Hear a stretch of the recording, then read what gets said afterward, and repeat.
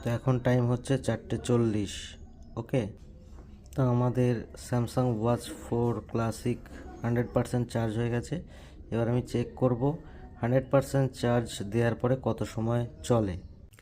So এখন 6:52 বাজে, তো দেখব কত পার্সেন্ট চার্জ আছে। ওকে, এখন দেখতে পাচ্ছেন 20%, কিন্তু গ্যালাক্সি ওয়াচ 4 ক্লাসিক, ঠিক আছে।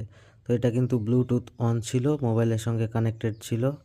এখন চেক করেছিলাম তখন থেকে কিন্তু 24 ঘন্টা এখনও হয়নি। তো মাথায় রাখতে হবে ব্লুটুথের সঙ্গে কানেক্টেড রাখলে পরে কন্টিনিউয়াসলি কিন্তু 24 ঘন্টা যাওয়া খুব মুশকিল।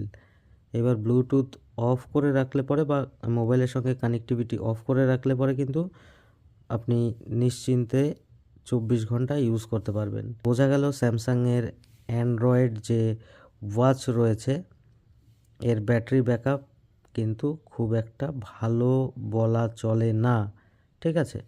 তো আরও কিছু জিজ্ঞাসা থাকলে কমেন্টস বক্সে কমেন্টস করবেন।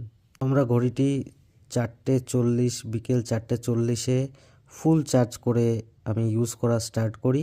তো এখন কিন্তু সকাল 6:58 বাজে, তো 20% কিন্তু চার্জ রয়েছে। তার মানে আপনি চাইলে 24 ঘন্টা কিন্তু টেনে টুনে চলে যাবে মোবাইলের সঙ্গে যদি ব্লুটুথের মাধ্যমে কানেক্টেড থাকে তাহলে, ঠিক আছে। তার মানে এখন কত ঘন্টা হচ্ছে সেটা আপনারা হিসাব করে নিন। 4:40 থেকে 6:58 মানে 7টা বাজতে যায়, এখনও 20% কিন্তু চার্জ রয়েছে। তো ভিডিওটা কেমন লেগেছে কমেন্টস বক্সে জানাবেন। ভালো থাকবেন, সুস্থ থাকবেন, ধন্যবাদ।